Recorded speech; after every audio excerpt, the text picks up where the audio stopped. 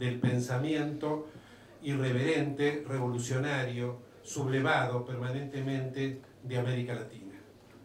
Sin embargo, el mismo año 2000 se hizo la primera cumbre de jefes de Estado y de Gobierno de América del Sur. De entonces al día de ayer, en que UNASUR aprobó definitivamente el proyecto de construir un anillo de 10.000 kilómetros de fibra óptica para independizar nuestras comunicaciones en la web de los sistemas norteamericanos y europeos, han pasado pocos años, muy pocos años para tanta historia. En el medio de esa historia estuvo la conferencia en Mar del Plata de 2005, que yo les pido que vuelvan a verla, búsquenla en internet. Hay un video de YouTube donde Chávez comenta la conferencia de Néstor Kirchner en Mar del Plata y simultáneamente a cada párrafo que pronuncia Néstor muestra la cara de Bush y de algunos otros presidentes o jefes de Estado y de gobierno de América Latina. Vuelvan a verlo porque es, digamos, un poco 2005, es el hito que marca la impronta definitiva que toma el proceso de integración de América Latina. Pero esto no era fruto de un repollo, esto nacía de una larguísima tradición, de una tradición de al menos 5 siglos de pensamiento irreverente de América respecto de las injusticias y las crueldades del mundo. Para retomar solo algunos hitos de los que ocurrieron desde aquel momento, de 2005 a hoy, les recuerdo la Conferencia Regional de Educación Superior de Cartagena de Indias de 2008, que con la presencia de la mayoría de las universidades públicas de América Latina proclamó que la enseñanza era un bien público, la enseñanza superior, la enseñanza universitaria era un bien público destinado al conjunto de la población, es decir, un bien público, universal y un derecho humano básico. Al año siguiente se celebró la conferencia de la UNESCO de 2009 y las potencias del mundo, principalmente Europa y Estados Unidos, llevaban la propuesta de considerar y declarar a la educación superior como un bien sujeto a la oferta y la demanda del mercado. La posición de América Latina inclinó, digamos, en su torno o tras de sí, a Asia y África, y la conferencia de la UNESCO de París recogió la declaración latinoamericana de que la educación es un bien público y un derecho de acceso universal para todas las personas. Pero esto ha continuado. En 2011 se hizo cargo de la FAO un latinoamericano que ha encarado por primera vez en la historia de la FAO un plan real para luchar y combatir el hambre en el mundo, sobre la base del plan de Lula, Hambre Cero en Brasil. En 2012 se hizo cargo de la OMC otro brasileño, que proclama que el comercio es libre solamente cuando los que negocian ese comercio están en condiciones de capacidad de negociación semejantes o similares. Que lo otro no es comercio libre, sino expropiación o apropiación indebida de los recursos y el conocimiento de otros. Y por fin, en 2013, la Iglesia Católica, que es desde este punto de vista también una institución universal, puso como jefe, puso a su cargo a un latinoamericano que acababa de decir en el prólogo en un libro sobre integración latinoamericana que el proyecto independentista estaba aún inconcluso porque aún quedaban muchas formas y conatos de colonialismo en América Latina.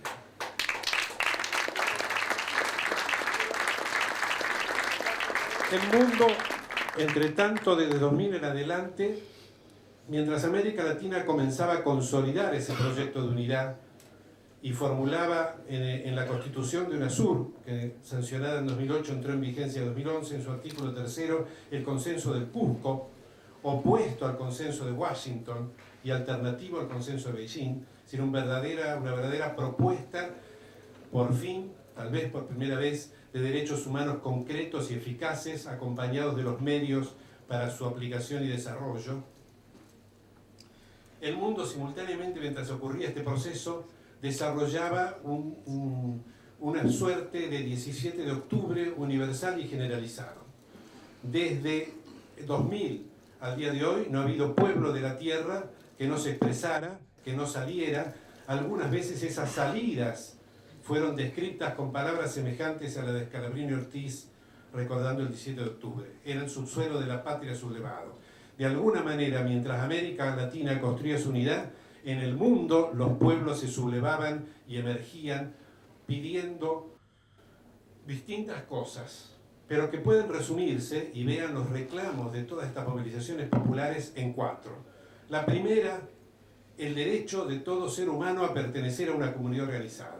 Esta fue la bandera de la sublevación del pueblo del movimiento hispano en Estados Unidos el 1 de mayo de 2006, en el que más de 5 millones de personas salieron simultáneamente a la calle con este reclamo, el reclamo de pertenecer a una comunidad organizada, conservando su lengua y su cultura, conservándose como parte de América Latina.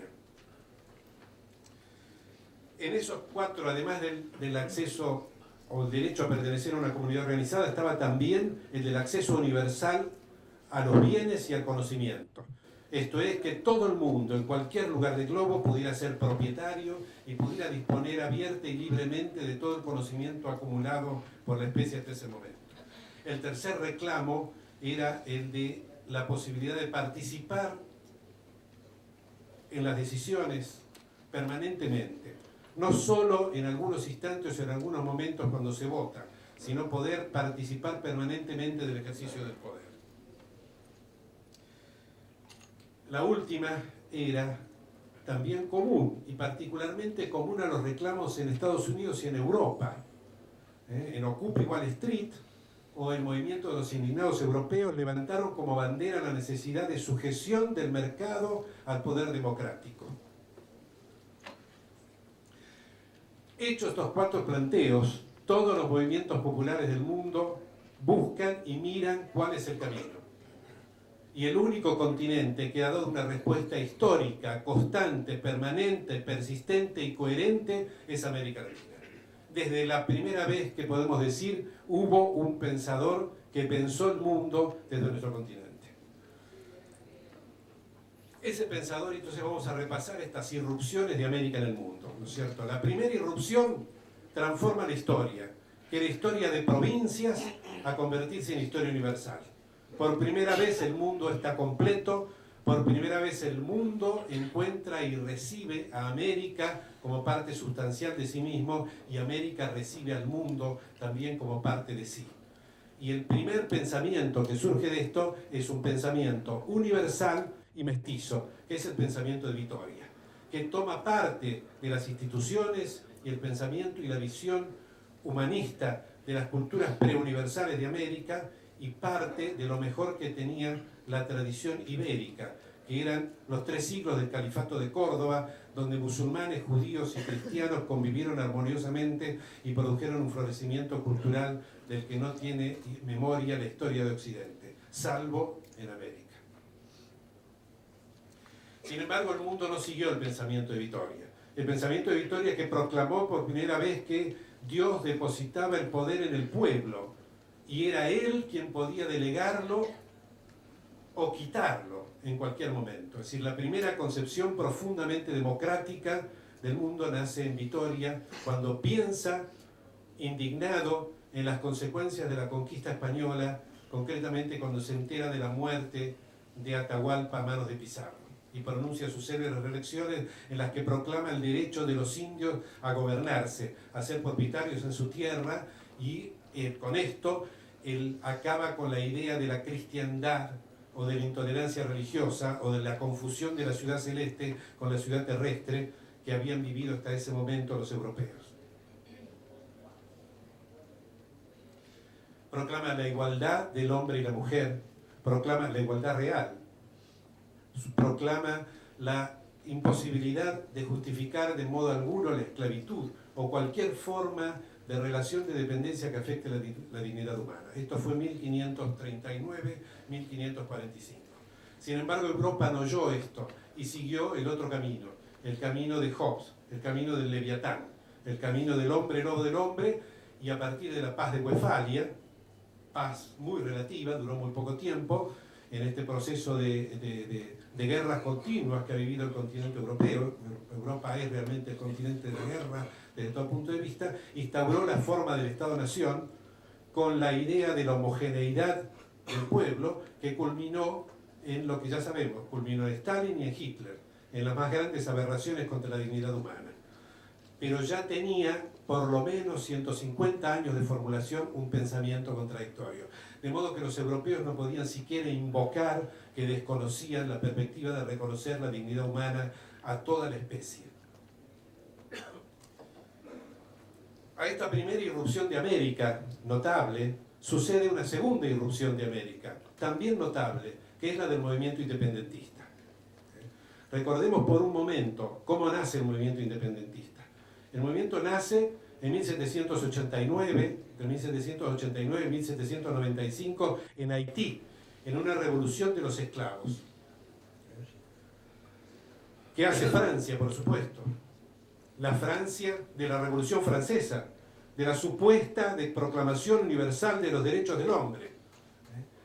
Declara y mantiene el Code Noir, el código que había dictado Luis XIV y que declaraba que los esclavos eran bienes muebles, que era lícito matarlos, escarmentarlos y someterlos a todo tipo de torturas si se animaban a desafiar la condición natural que tenían, que era la de ser esclavos. Napoleón envía a uno de sus principales generales, Leclerc, al mando de 13.000 hombres a combatir la rebelión de los esclavos en Haití.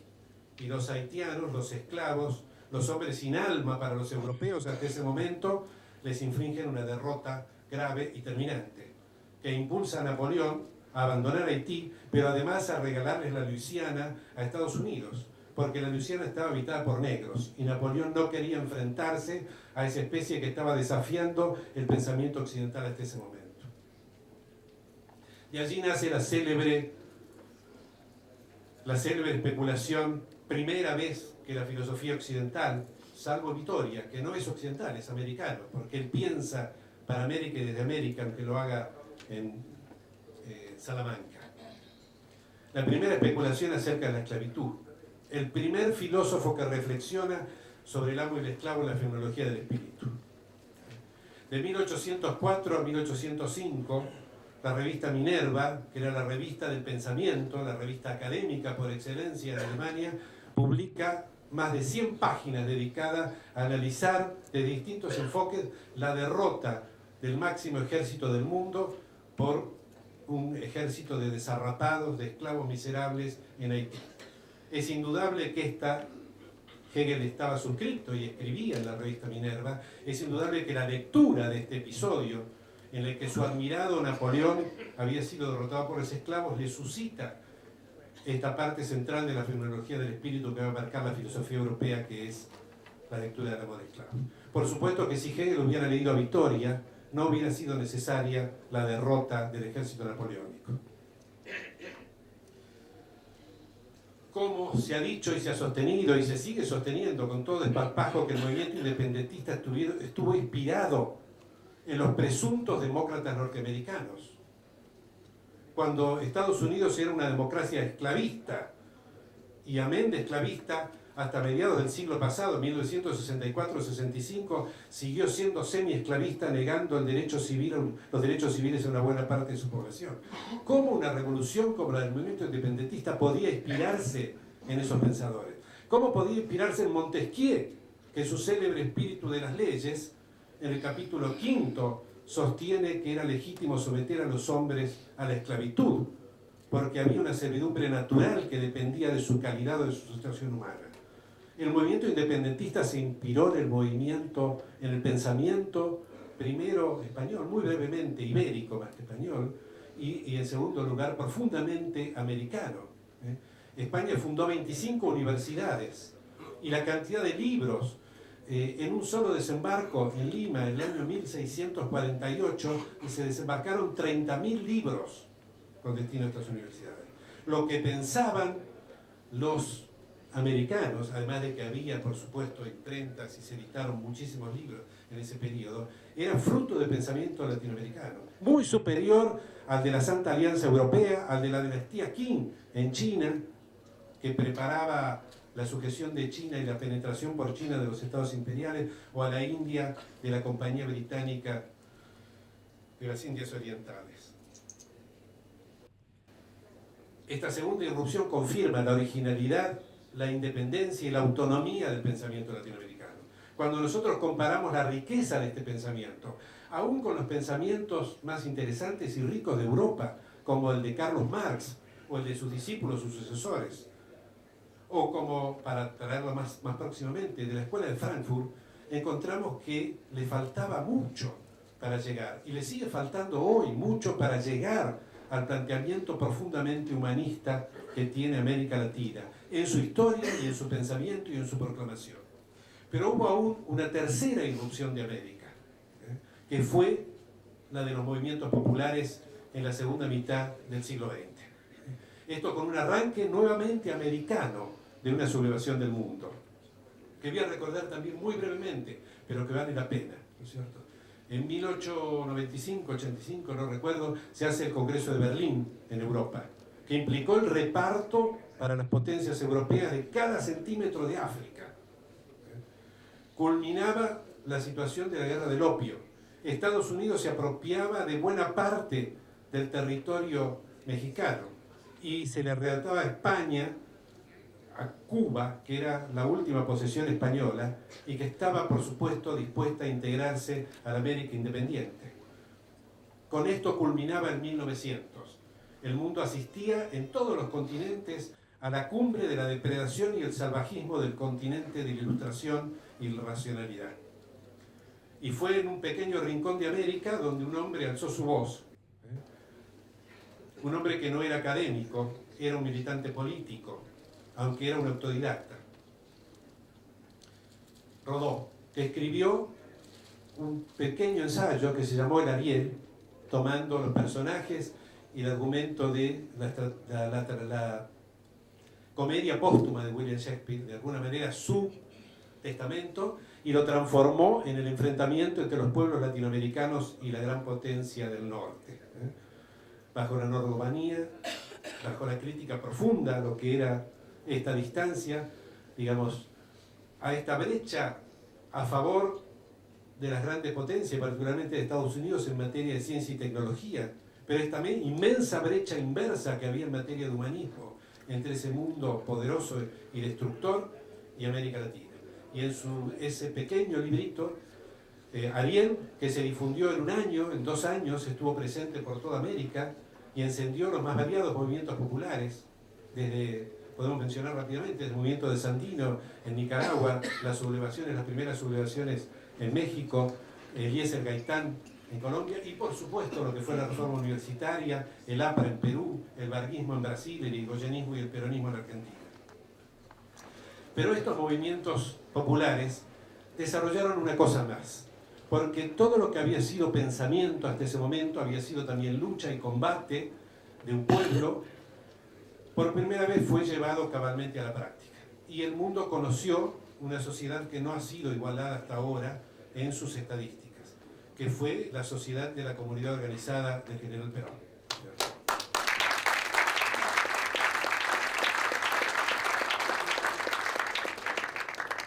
Hará 3 años.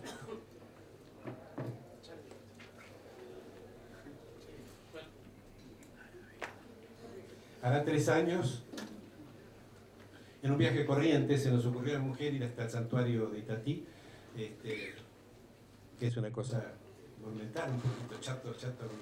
Y había un cartelito que decía que bendecían los autos, entonces dijimos, bueno, vamos a hacerlo bendecir, y salió un curita viejito, y dijo, Kia, este auto es coreano, ¿no? Teníamos una Kia, y le dijimos, sí. Dice, pensar que cuando esta gente fabricaba bicicletas, nosotros hacíamos autos, locomotoras, aviones y los exportábamos al mundo. Obviamente el curita, que era un hombre muy grande, recordaba lo que había sido esta comunidad organizada. Pero además de tener el 50% del Producto Bruto Industrial de América Latina, incluidos México y Brasil, además de animarse a fabricar autos, de animarse a fabricar locomotoras y aviones, además de eso, armó la primera y única sociedad hasta este momento que alcanzó porcentajes de propietarios en relación con el total de la población superiores al 85%, que simultáneamente tenía el 80 y pico, 90% de su población con trabajo digno, que tenía el 80-95% de su población con acceso a la salud, que tenía liberado el acceso a la educación superior. Entonces, este modelo de sociedad aún no ha sido alcanzado y sigue siendo entonces el emblema de la tercera irrupción de América en el mundo. Nuestro pensamiento, el pensamiento latinoamericano, no es meramente la proposición al futuro de una utopía. Es mucho más que eso, porque tiene un ejemplo concreto de realización que sigue estando vigente y que puede ser ofrecido al mundo como camino para resolver las graves cuestiones que los pueblos sublevados a lo largo y a lo ancho del mundo están reclamando. Yo diría, hay 4 o 5 grandes cuestiones presentes a resolver en el futuro inmediato. La primera, a la que Héctor hacía una clara referencia. En este momento de la historia del mundo no es posible, no hay en ningún lugar políticas nacionales. Es absolutamente imposible pensar en una política nacional. Las políticas son todas necesariamente globales. Ahora, puede ser que sean directamente el salto de una política nacional a una política global. Y en ese caso seguro que hay trampa, seguro que hay esclavitud prometida, seguro que hay reescrituración del consenso de Washington. Las políticas nacionales necesariamente son, como enseñaba Perón, primero continentales y luego recién pueden proponerse ser universales. Es decir, no hay política nacional que no sea política sudamericana, del mismo modo que no hay pensamiento nacional que no sea sudamericano. Y digo sudamericano simplemente porque la construcción del Estado sudamericano está mucho más próxima, está al alcance de la mano, está al alcance de decisiones políticas, solamente de decisiones políticas que es necesario tomar.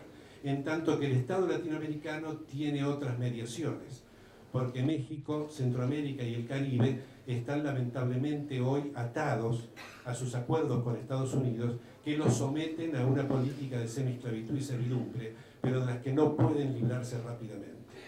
De todas maneras, como decía Héctor también, si bien UNASUR es ya el proyecto avanzado de un Estado continental, la CELAC que preside Raúl Castro estos días, a quien le entregó el mando Sebastián Piñera, en un acto en el que se dieron la mano, y que es un símbolo de esto mismo que él decía, que la política hoy es casi seguramente irreversible, esta política de integración, ¿no es cierto? Lo que no quiere decir que no debamos enfrentar adversidades y reveses, como es la constitución de la Alianza del Pacífico, que propone colar nuevamente a ese comercio desigual y volvernos a hacer retroceder al lugar de productores de materias primas y alimentos en lugar de estados industriales. Pero yo diría que hoy, merced a esta situación que ha configurado, y sobre todo a la irreductibilidad que tiene el pueblo latinoamericano. Hace unos años Hernando de Soto decía, no entiendo por qué, pero el capitalismo no prospera en América Latina. Y esto es cierto, porque el humanismo es profundo, el humanismo es popular en América Latina. Todo el mundo cree en la dignidad del hombre en América Latina. Todo el mundo cree que la mujer y el hombre tienen igual dignidad. Todo el mundo cree que no hay razas, que no hay colores, que no hay culturas que diferencien o que autoricen que uno esté por encima del otro.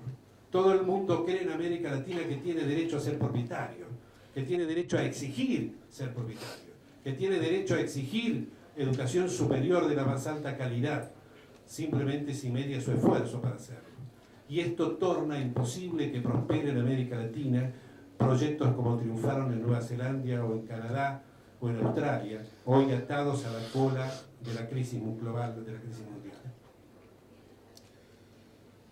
Creo entonces que, y con esto concluyo, creo que el pensamiento latinoamericano desde la primera formulación que tuvo, y que ha tenido riqueza profunda. Yo recuerdo, y prometo que no me extiendo, José de Acosta formuló 3 siglos antes, en Perú, la teoría de la evolución de las especies, 3 siglos antes que Darwin. Y lo hizo no con un criterio economicista e imperial como lo hizo Darwin, con un criterio racista como lo hizo Darwin, inclusive en las exploraciones en el sur argentino. Lo hizo con un criterio profundamente humanista, y hoy podemos reivindicar ese pensamiento. Y lo cito como una demostración muy simple que el salto para cubrir la brecha tecnológica que nos separa realmente del centro del mundo es un salto que podemos dar y rápidamente. El salto que el centro del mundo tiene que dar hacia el humanismo es muy difícil de dar. Tienen muchos años que aprender, estudiar y comprender realmente qué es el hombre para poder acercarse a este punto en el que nosotros estamos. Con toda humildad, reconociendo todas las debilidades y fragilidades que nuestra América tiene, también tenemos que alzar la mirada, levantar el pecho y poner todas nuestras energías al servicio de culminar y avanzar y desarrollar este proceso. No solo para América, sino para el mundo. Y este es el destino y el sentido del pensamiento nacional sudamericano.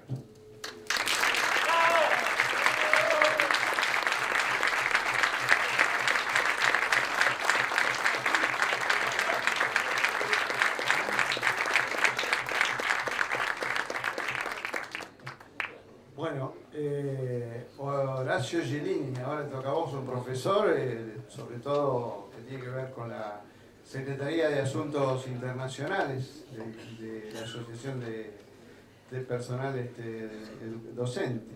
Así que bueno, te toca a vos. Una vez me pasó que fui anteúltimo en un panel, y entonces el que me sucede dijo: después de Gelini no hay nada que decir, y habló como una hora. Yo podría decir lo mismo, pero no voy a hablar una hora. Básicamente porque, un poco improvisadamente, quería contextualizar la convocatoria del Congreso, y más bien motivarlos a cómo vemos nosotros, qué tarea queremos hacer. Y ven, agradeciendo a los amigos, que veo muchos, Jorge, Rachi de allá, que nos sensibilizó y nos invitaron a participar, especialmente a un sector del movimiento obrero, como somos los que militamos dentro del MTA, a tratar de colaborar en un Congreso del Pensamiento Nacional con algunos ejes temáticos que tengan que ver con el trabajo, con la clase trabajadora, con el movimiento obrero. Y entonces ahí yo les diría qué subtemas o qué constelación de tres ejes, grandes ejes que se me ocurren, con el cual nosotros vamos a ir a motivar los paneles y especialmente a provocar aquello del Martín Fierro de que el fuego para calentar tiene que venir bien de abajo. Es decir, la idea de un congreso es ver qué usina, que somos capaces de sintetizar de lo que habla por acá. Y eso me parece que sería la tarea, más que bajar línea, para decirlo groseramente. Entonces me parece que desde esa perspectiva tomé tres ejes, tres títulos, inspirado también por lo que escuché recién de Podetti y de algunos presentes, el caso de Chumbita, un título. Nosotros hace unos años, 2002 por ahí, con otros gremios y otras instituciones hicimos un trabajo de investigación, y ya de paso cito al inspirador de eso, en homenaje a él, a Gustavo Sirigliano, que su pasión de Gustavo siempre fue el tema del proyecto nacional, ¿no? Más pedagógicamente, porque él era un pedagogo y un filósofo, pero casi en línea con Perón, ¿no? Y su modelo argentino. Es decir, Perón también nos dejó una gran tarea siempre del proyecto nacional, en términos especialmente de poder y de política. Bueno, pero Gustavo lo hace en términos más bien casi científicos, por decirlo, y entonces se le ocurren una serie de principios para mirar el proyecto nacional. Entonces, yo, bueno, tomemos, y con esos principios, les invito a ver, a leer, es un librito muy chico de él, que nos inspiró a nosotros una investigación con estos institutos, que generó lo que se llamó el Proyecto Umbral. Bueno, si aplicamos estos principios de Sirigliano a la historia, pero no con una mentalidad revisionista ni historicista, sino con una mentalidad política. No lo hicimos haciendo un libro de historia o un revisionismo histórico, sino lo hicimos y ahí detectamos que aplicando los principios había siete intentos, llamémosle así, siete caminos que la América había intentado transitar, en algunos casos dialécticamente, y en algunos casos contrariamente, pero con el tema del proyecto nacional. Y entonces determinamos, los que organizamos esa investigación, 7 jefes de cada uno de los proyectos, y los pusimos a trabajar, y más o menos en 2 años terminaron el trabajo, que culminó en una síntesis que voy a decir en 2 palabras. Es decir, en principio reconocíamos un pasado, ya en una frase importante de Cirigliano, y muy vigente, todo nuestro pasado es nuestro pasado. Nosotros tendemos, hasta por una razón psicológica, a veces, piense con la vida personal, a lo malo olvidarlo, esconderlo, minimizarlo, pero en realidad uno es